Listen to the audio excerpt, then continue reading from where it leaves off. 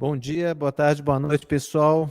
Hoje o tema da nossa aula vai ser liberdade de pensamento e de consciência. Nós estamos falando do Livro dos Espíritos, da terceira parte, capítulo 10, questões 833 a 842. Tá? Bom, quando nós falamos em liberdade de pensamento e de consciência, nós estamos tratando de três conceitos, que são alvos de debates acalorados na filosofia, na psicologia, enfim. Então, obviamente, o nosso objetivo não é esgotar o significado e o sentido desses termos, mas para que a gente possa tirar proveito daquilo que o Livro dos Espíritos nos traz, né, para que a gente consiga absorver de uma forma mais positiva, né, mais eficiente o conteúdo doutrinário dessa parte do Livro dos Espíritos. O ideal é que a gente lide com esses conceitos, sabendo mais ou menos o caminho em que a gente está pisando, tá? Então, quando a gente fala em liberdade, nós estamos falando numa faculdade que o ser humano tem de agir conforme o seu desejo, né? Mas o Livro dos Espíritos, um pouco antes dessas perguntas, ele diz, olha, gente, liberdade absoluta a gente só consegue sozinho, né? Só se nós formos eremitas, porque na vida em sociedade ela vai ser sempre limitada, né? Limitada em que sentido?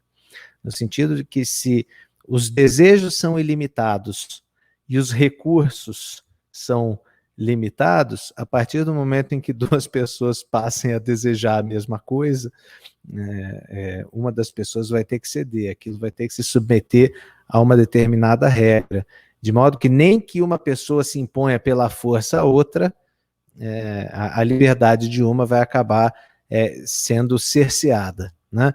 E mais ainda, né, a gente não está falando só em liberdade de obter ou manipular bens materiais, né? A gente está falando em liberdade de ação também. Como nós estamos falando em vida em sociedade, o encontro das liberdades de todas as pessoas, dos membros que formam esse grupo social, acabam criando limitação, porque é impossível que todo mundo possa fazer ilimitadamente tudo que queira, porque isso invariavelmente vai esbarrar num desejo de uma outra pessoa desse mesmo grupo em sentido contrário, né? Então, como o objetivo da encarnação, e a gente já viu isso em algumas outras aulas, né, passa por interagir com os nossos semelhantes, é por meio da interação, isso como regra geral, né, da interação com os nossos semelhantes, que nós conseguimos passar pelas provas e também tirar todo o proveito das expiações, na maior parte dos casos. Então, enfim, a nossa liberdade acaba sendo sempre limitada enquanto nós estamos encarnados. Mas existe uma exceção, e essa exceção o próprio Livro dos Espíritos aponta, que seria a liberdade de pensamento, né? O nosso pensamento e a nossa consciência são absolutamente livres, né? E agora a gente vai entrar, então, o que é pensamento, o que é consciência.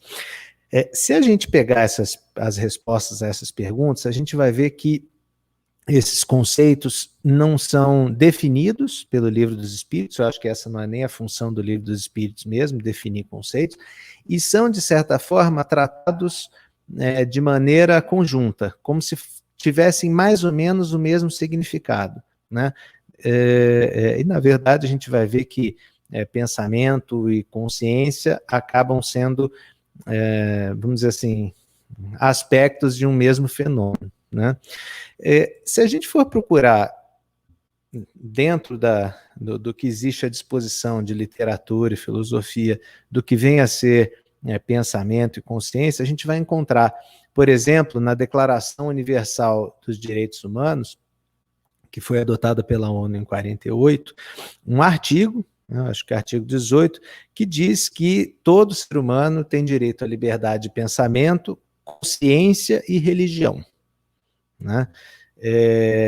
Então, assim, além do pensamento e da consciência, esse artigo traz religião. E se nós formos olhar curiosamente, o Livro dos Espíritos, nós vamos ver que na parte em que ele se dedica a falar da liberdade de consciência, ele fala em liberdade de crença. Quer dizer, ele trata consciência e crença como dois aspectos. Ou talvez a gente possa dizer como a liberdade de crença seja uma espécie do qual a consciência, vamos dizer assim, a liberdade de consciência seria gênero, né? Seria um dos aspectos da liberdade de consciência. Esse artigo da Declaração Universal dos Direitos Humanos, ele ainda diz que esse direito, se referindo ao direito à liberdade de pensamento, consciência e crença, inclui a liberdade de mudar de religião ou de crença, a liberdade de manifestar essa religião ou crença pelo ensino, pela prática, pelo culto e pela observância, em público ou em particular, né? Então, além da liberdade de pensamento e consciência, a gente tem esse outro item, que seria a liberdade de crença, que está, a liberdade de religião, né, que está também contemplada pelo Livro dos Espíritos, né? Bom, na filosofia, se a gente for procurar, a gente vai ver que consciência seria um atributo da mente, ou até, segundo alguns filósofos, um atributo do espírito, né? E esse atributo é que nos dá a capacidade, né, da nossa mente e, portanto, a nós, ou ao nosso espírito, a capacidade de perceber o mundo, né? E o ato pelo qual eu faço isso é o ato de pensar, né? O ato de pensar seria um produto da mente e ele se manifesta, ainda segundo a filosofia, sob dois aspectos, né? Primeiro, atividades racionais do intelecto, eu vou e deduzo e a partir de dados que eu tenho, experiências que eu tenho, eu vou chegando a conclusões, e também um segundo viés seriam as abstrações da imaginação, né? Quando eu formo aqueles quadros mentais. Em todos os casos eu formo quadros mentais, mas uns são absolutamente espontâneos, vêm da imaginação, e outros são resultados de raciocínios, né, de conclusões a que a gente chega, né, partindo das nossas experiências, né. E o efeito desse ato de pensar é o pensamento. Então a gente está, vamos dizer assim, percebendo agora que conceitualmente o pensamento é um efeito do ato de pensar, e esse ato de pensar é o ato pelo qual se manifesta esse atributo da mente ou do espírito, que é a consciência, né? Tentando entrar um pouco mais nesse conceito, quando a gente fala em consciência, né, nós não estamos falando só numa faculdade que a gente tem de apreender o mundo, né? Mas quando a gente faz isso, quando a gente aprende o mundo, a gente julga o que é certo e o que é errado, o que é bom, o que é mal, o que é belo e o que é feio, né? E isso acontece independentemente de qualquer, vamos dizer assim, obviamente os fatores externos existem, a gente até pode, depois a gente vai ver, pode condicionar os nossos pensamentos, mas a consciência em si, esse atributo, ele acontece o tempo inteiro, né? A gente vai aprendendo o mundo o tempo inteiro, apreendendo, né, o mundo o tempo inteiro, e ele não encontra, de fato, limitações, ele pode ser condicionado, né? E a gente exerce esse atributo o tempo inteiro. Do ponto de vista político, por exemplo, a gente tem a nossa própria consciência do que é certo e o que é errado, nas relações familiares, né? A gente fala, por exemplo, um filho chega para o pai e fala, olha, eu quero colocar um alargador na orelha, né? O pai olha aquilo, apreende esse fato e julga aquilo, entende que isso vai ser ruim para o filho e proíbe. Ele tem a liberdade de pensar e ele tem a faculdade, no caso, de agir. E o filho entende que isso seria legal, ia ser uma coisa que iria destacá-lo no meio social, e ele é proibido de colocar, né? Ele é proibido de agir, né? Mas a sua consciência não, continua sendo livre, no sentido de que ele vai continuar achando que aquilo é uma coisa legal. Então, assim, por mais que haja condicionamentos ou limitações limitações em relação à forma como nós exteriorizamos, ou a possibilidade que nós temos de agir de acordo com a nossa consciência, fato é que esse é um atributo da nossa mente, do espírito, e é exercido de maneira absolutamente livre, né? O Livro dos Espíritos, em uma dessas respostas, né, as perguntas do Kardec, diz que a liberdade de consciência é íntima e inacessível pelos outros, né? E o que a sociedade pode restringir são atos relacionados à exteriorização dessa consciência, né? E essa limitação seria, no dizer do Livro dos Espíritos, válida quando exteriorizar a consciência vem a causar prejuízos a terceiros, né? E aí, quando a gente fala causar prejuízo a terceiro, a gente está invariavelmente falando em agir de acordo com a lei do amor ou não, né? Bom, um ponto importante nesse processo mental, e isso eu acho que talvez esse seja um dos três pontos mais importantes dessa nossa conversa, seria de que o homem é responsável pelo seu pensamento, né? Muito embora isso aconteça às vezes até meio que naturalmente, né? O pensamento como produto da nossa mente também, isso a gente já viu, ele produz vibrações, né? Ele, de certa forma, interfere magneticamente no meio e em relação às outras pessoas. Então, é óbvio que pensamentos ruins vão acabar produzindo e atraindo energias ruins. De modo que, por mais que alguns desses pensamentos negativos às vezes sejam involuntários, isso acontece, ninguém vai ser julgado por isso, mas é fato que essa negatividade de pensamentos a gente tem sim como controlar, né? E a gente tem responsabilidade por isso.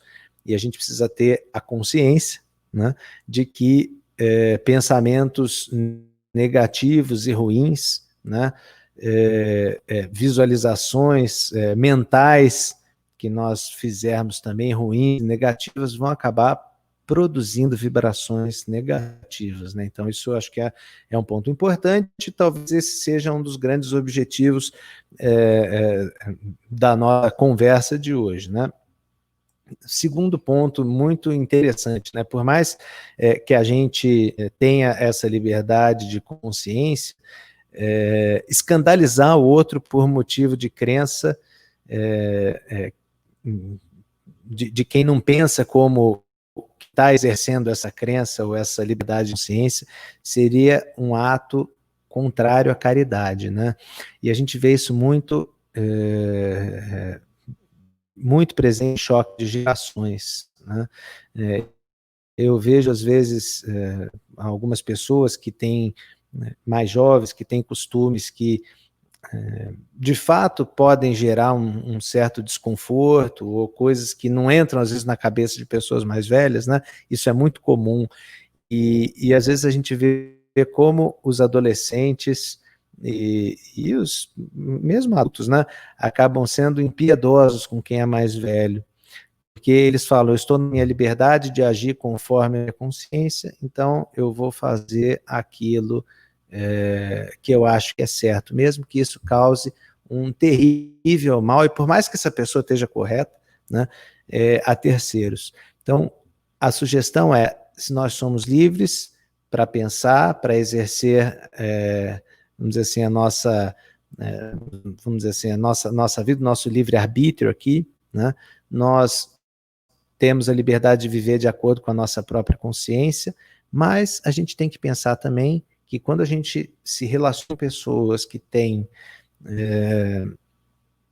uma cabeça, né, um pouco diferente da nossa, na hora da gente expor os nossos valores, né, a gente precisa tomar cuidado, porque muitas vezes a gente pode acabar sendo pouco caridoso, né, quando a gente vai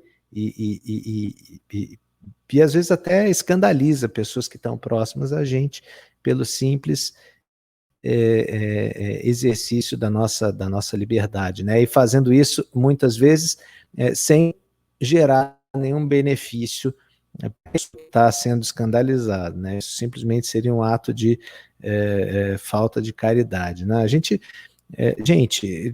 os exemplos são muitos, né? Vocês imaginem quando a gente fala em liberdade, por exemplo, de usar ou não usar roupa, né? A gente está falando de uma praia de nudismo, ou você vai numa praia que tem pessoas que dão uma determinada, valoriza vestimenta, por exemplo, de uma forma que outras pessoas não valorizam. Então, uma pessoa exercendo a sua liberdade de consciência de que ela tem a faculdade de, numa praia, ficar inteiramente nua, e ela acha um absurdo qualquer tipo de condicionamento, ela vai e faz isso na frente de pessoas que são mais velhas, que têm, vamos dizer assim, conceitos um pouco mais tradicionais. Essas pessoas ficam escandalizadas e vão embora da praia, né? Às vezes até essa pessoa pode agir dessa forma, pensando que, puxa, as pessoas têm que abrir a cabeça, mas nós estamos falando, às vezes, de pessoas de idade que não têm... estão no final, mais para o final da jornada, que não tem, às vezes, nem capacidade de absorver e de abstração para conseguir captar aquilo.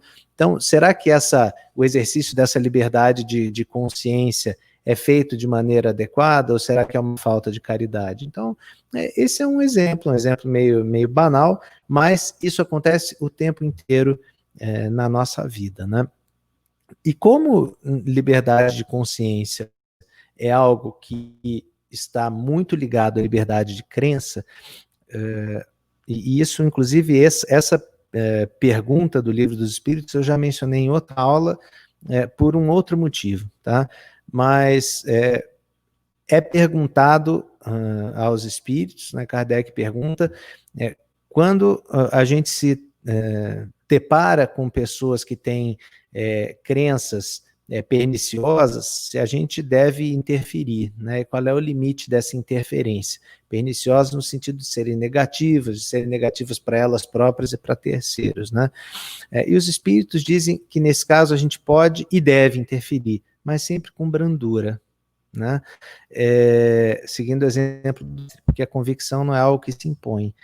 E quer queira, quer não, se nós temos a liberdade de ter a nossa consciência, as outras pessoas, por mais perniciosa que sejam, se for a elas, a gente pode tentar abrir os olhos, né? Se for a terceiros, aí a sociedade pode, de acordo com as suas regras, impor limites.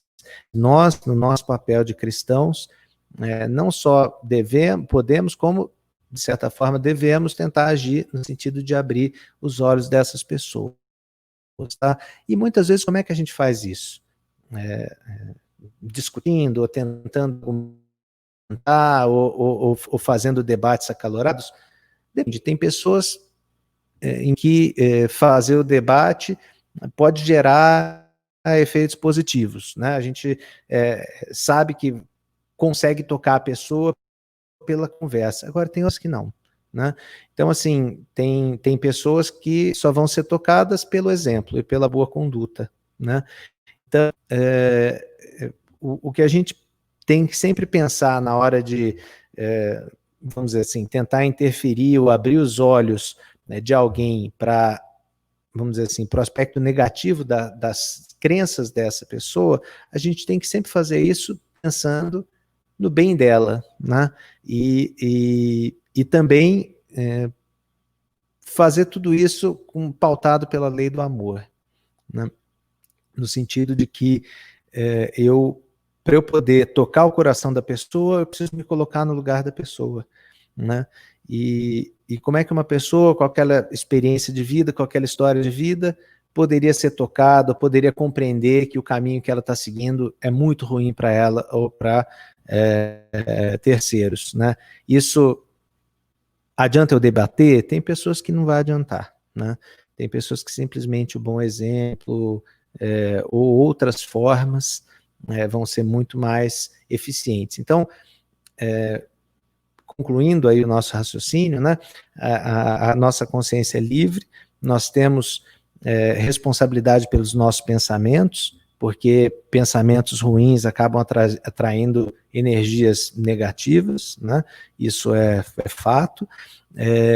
E também nós temos a possibilidade de interferir em relação às crenças alheias. Agora, a gente tem que fazer isso sempre quando elas são negativas para elas ou para terceiros, né? Mas a gente tem que fazer isso sempre pautado, balizado pela lei do amor, né? Se colocando no lugar da pessoa e procurando entender por que ela tem aquelas crenças, por que ela vê o mundo daquela forma e se de fato qual seria a melhor abordagem para que ela eventualmente enxergasse aquela realidade por um outro viés, né? Não adianta a gente simplesmente querer ou impor a nossa,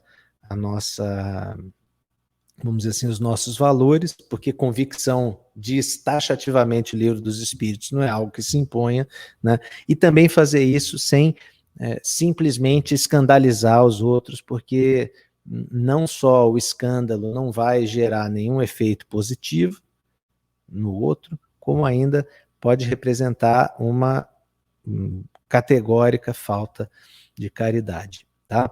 Bom, gente, eu acho que o tema é esse. Amanhã nós vamos conversar. Eu possivelmente não consiga estar presente, tá? Porque por questão de trabalho, amanhã no dia 22 de setembro, tá? Mas, véspera da primavera, eu vou fazer de tudo para conseguir estar com vocês das 8 às 10, mas se eu não conseguir, eu tenho certeza que a Milton e Carol vão arrasar e vão responder todas as perguntas complicadas que vocês, obviamente, vão ter e vão fazer, tá? Aliás, para mim vai ser até uma sorte, porque eu não vou ter que responder pergunta difícil. Tá bom, gente? Não, brincadeira, eu vou fazer de tudo para estar com vocês, tá? Um abraço, fiquem com Deus e até amanhã, se Deus quiser. Se não der, na semana que vem a gente se vê. Beijos.